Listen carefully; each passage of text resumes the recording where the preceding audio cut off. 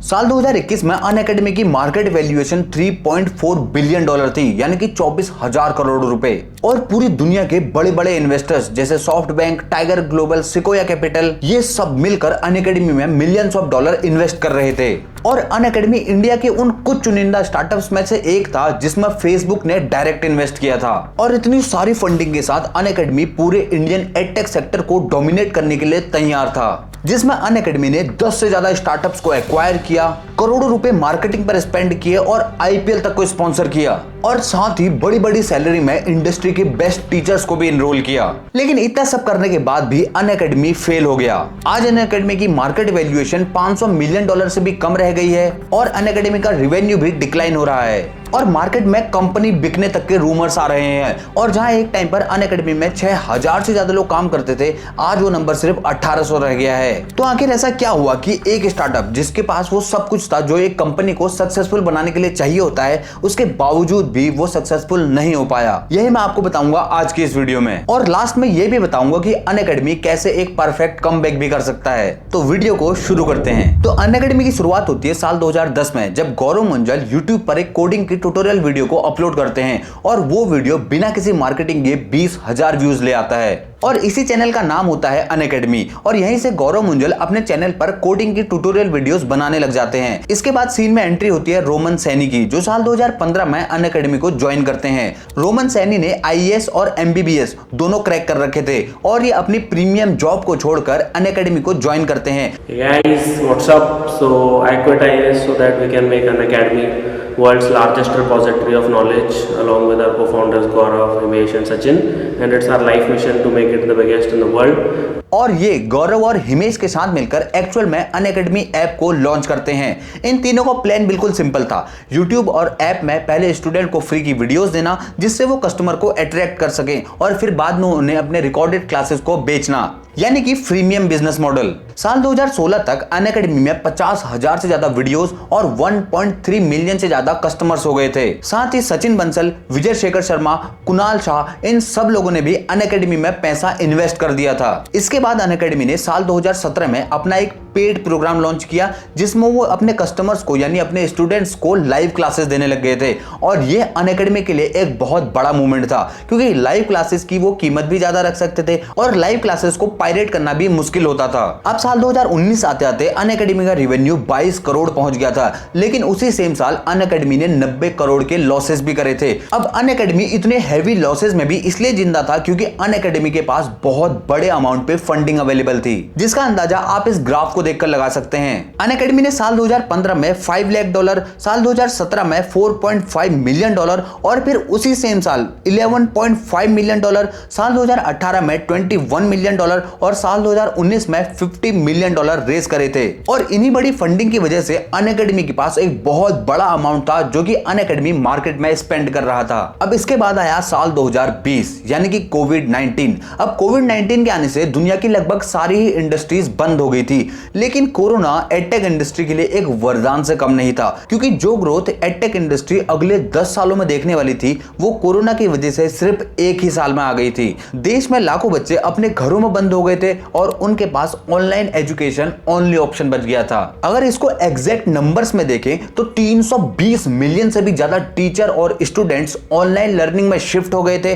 जो edtech apps थे उनके डाउनलोड्स 88% तक बढ़ गए थे। और जहां साल 2016 में सिर्फ 1200 एडटेक स्टार्टअप्स थे पूरे इंडिया में, वहीं ये नंबर साल 2020 में बढ़कर 4,400 से भी ज्यादा हो गया था। अब इन्हीं बढ़े हुए नंबर्स को ग्लोबल इन्वेस्टर्स ने भी देखा और सारी दुनिया के बड़े बड़े इन्वेस्टर इंडियन एडटेक की तरफ अट्रैक्ट होने लगे, जिसको आप इस ग्राफ से क्लियरली देख सकते हैं। जहां साल 2019 में पूरे एडटेक सेक्टर में सिर्फ 550 मिलियन डॉलर की फंडिंग आई थी, वहीं ये नंबर बढ़कर साल 2020 में 1.8 बिलियन डॉलर हो गया और साल 2021 में तो एडटेक सेक्टर ने हाईएस्ट 4.7 बिलियन डॉलर की फंडिंग को अट्रैक्ट किया था। और इसी हैवी इन्वेस्टमेंट की वजह से 7 इंडियन एडटेक स्टार्टअप्स यूनिकॉर्न भी बन गए थे। अब क्योंकि अनअकैडमी इंडियन एडटेक सेक्टर में एक बहुत ही बड़ा नाम था आफ्टर बायजूस, तो अनअकैडमी ने भी इस इन्वेस्टमेंट का एक बहुत बड़ा पोर्शन अट्रैक्ट किया। साल 2020 में अनअकैडमी ने 150 मिलियन डॉलर रेज करे at a valuation of 1.4 billion dollar और सिर्फ 2 महीने बाद ही टाइगर ग्लोबल ने भी अनअकैडमी में इन्वेस्ट किया at a valuation of 2 billion dollar. और फिर से साल 2021 में $440 मिलियन की फंडिंग रेज करी at a valuation of $3.4 billion. और सिर्फ 12 महीनों में ही अनअकैडमी $500 मिलियन की मार्केट वैल्यूएशन से $3.4 बिलियन की मार्केट वैल्यूएशन तक पहुंच गई। अब जरा आप इस ग्राफ को देखो, ये ग्राफ शो कर रहा है इंडियन एडटेक सेक्टर में फंडिंग को,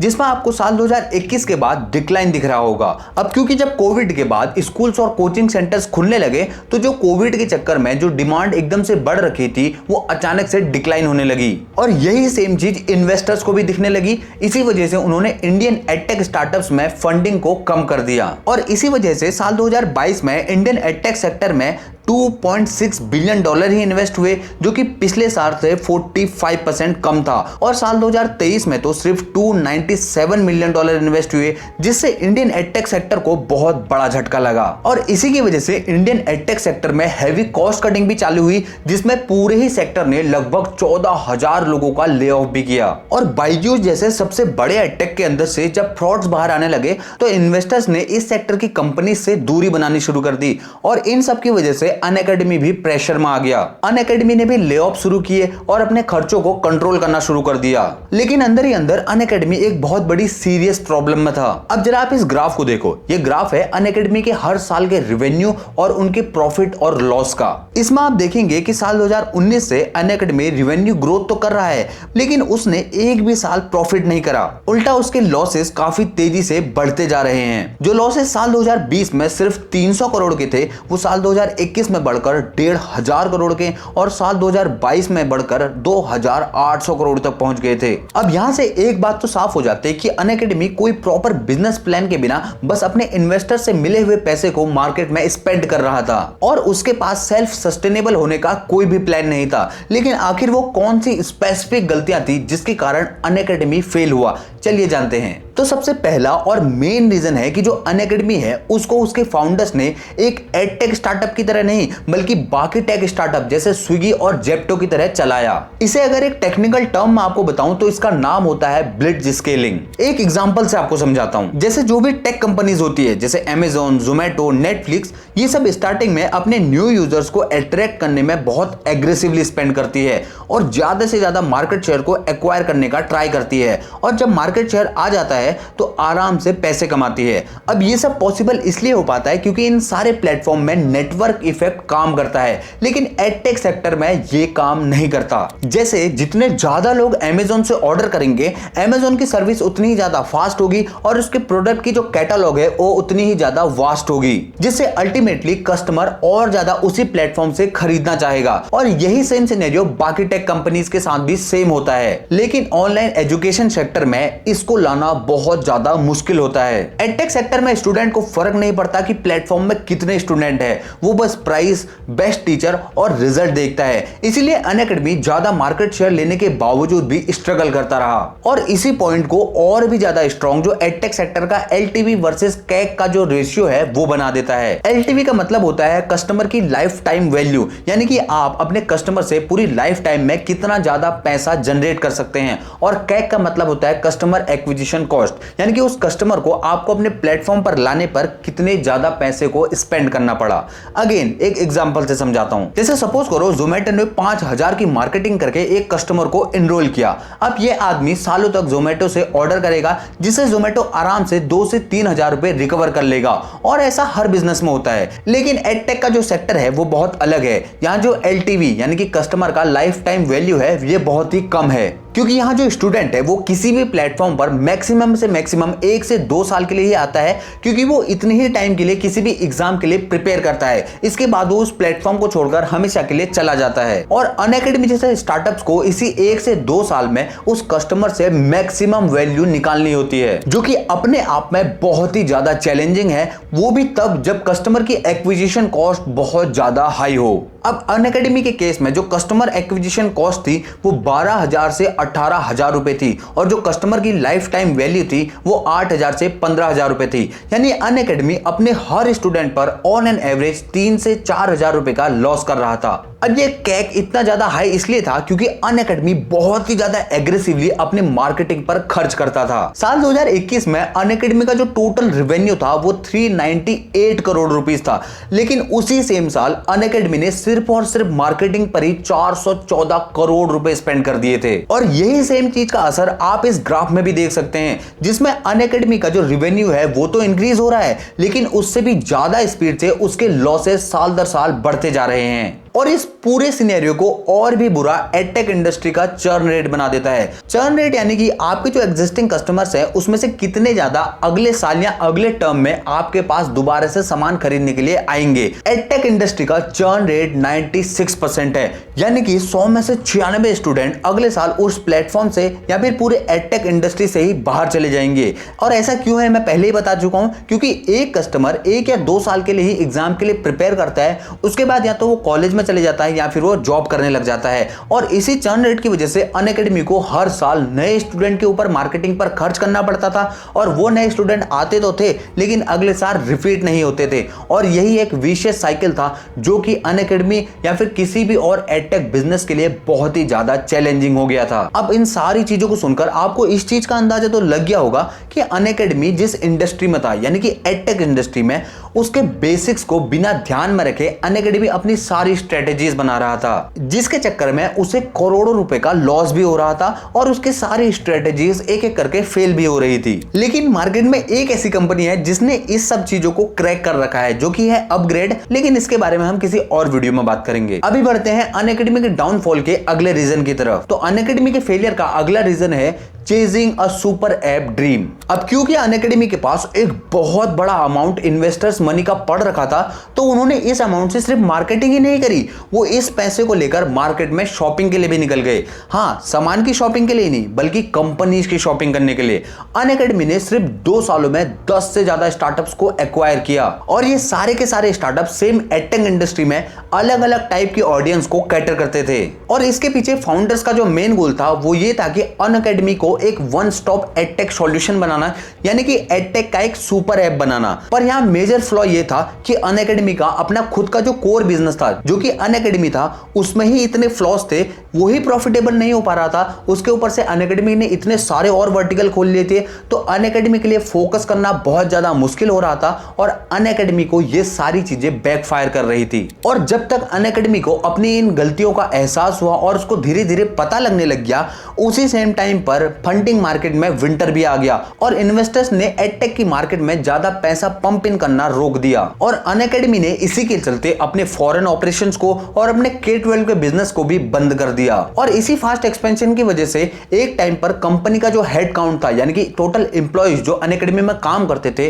वो 6000 से भी ज्यादा हो गए थे। लेकिन जब अनअकैडमी को बाद में अपनी गलती रियलाइज हुई, तो अनअकैडमी ने धीरे धीरे करके इन एम्प्लॉइज को कंपनी से निकालना शुरू कर दिया। अनअकैडमी के डाउनफॉल का अगला रीजन था wrong estimating post Covid market. अब जब कोविड-19 खत्म हुआ, उसके बाद जब सारी मार्केट ओपन हुआ, तो जो स्कूल गोइंग स्टूडेंट्स थे और जो कोचिंग सेंटर्स में बच्चे जाते थे, वो लोग ऑनलाइन एजुकेशन से बाहर निकले और उन्होंने ऑफलाइन सेंटर्स में इनरोल करना शुरू किया। इससे जो ऑनलाइन डिमांड थी वो एकदम से गिरने लग गई, जिसका पूरे ही एडटेक सेक्टर में बहुत बड़ा इंपैक्ट पड़ा। लेकिन क्योंकि अनअकैडमी के अंदर पहले से ही बहुत प्रॉब्लम चल रही थी, तो इसका अनअकैडमी के ऊपर बहुत बड़ा इंपैक्ट पड़ा। इसके अलावा एक और मेन रीजन ये भी था कि अनअकैडमी को अपने कॉम्पिटिटर्स से बहुत ही तगड़ा कंपटीशन मिलने लग गया, क्योंकि जो अनअकैडमी है उसने शुरुआत से ही एक प्रीमियम प्राइसिंग चार्ज करी है, यानी कि उसके कोर्सेज के जो प्राइसेस होते हैं वो थोड़ा प्रीमियम होते हैं इन कंपैरिजन टू अदर्स। और क्योंकि मार्केट में फिजिक्स वाला, अड्डा 247 जैसी कंपनीज काफी कम दाम में value for money courses provide कर रही थी, तो इसकी वजह से भी जो अनअकैडमी है उसके ऊपर काफी इंपैक्ट पड़ा, क्योंकि ज्यादातर जो कस्टमर्स थे इंडिया में वो प्राइस सेंसिटिव थे और वो मेजरली इन्हीं वैल्यू फॉर मनी ऑप्शंस की तरफ जा रहे थे। और जब अनअकैडमी अपने मार्केटिंग पर हैवी स्पेंडिंग कर रहा था, वहीं फिजिक्स वाला धीरे धीरे अपनी ऑर्गेनिक ब्रांडिंग पर काम कर रहा था, जिसका भी उसको बहुत बड़ा फायदा मिला और अनअकैडमी को इसका बहुत बड़ा नेगेटिव इंपैक्ट पड़ा। और इन सारी चीजों की वजह से अनअकैडमी अपने ही बिजनेस में पीछे रह गया, जबकि अनअकैडमी के पास हर एक वो चीज थी जिससे वो पूरे मार्केट को डोमिनेट कर सकता था। अब वैसे रिसेंटली अनअकैडमी ने काफी नए स्टेप्स लिए हैं, जैसे वो अपने कोर ऑनलाइन बिजनेस पर वापस लौट रहा है और अपने ऑफलाइन सेंटर्स को, जहां उसने काफी ज्यादा एसेट हैवी बिजनेस पर शिफ्ट किया था, उनको फ्रेंचाइजी मॉडल पर दे रहा है ताकि उसकी जो कॉस्ट है वो घट सके। और इन्हीं सारी चीजों की वजह से अनअकैडमी का जो नेट रेवेन्यू है वो भी डिक्लाइन हुआ है ईयर ऑन ईयर, जिसका कंपनी के ऊपर एक बहुत बड़ा इंपैक्ट पड़ा है। और इन्हीं सब की वजह से मार्केट में ऐसे रूमर्स भी आ रहे हैं कि जो अनअकैडमी कंपनी है वो या तो एक्विजिशन या तो फिर किसी और बड़े एडटेक पार्टनर्स के साथ मर्जर के लिए तैयार है। लेकिन अभी तक इस तरफ कोई भी बड़ी न्यूज नहीं आ रखी है। लेकिन एट द एंड अनअकैडमी ने अपने फॉल्ट्स को जान लिया है और उन्होंने उन पर काम करना शुरू कर दिया है।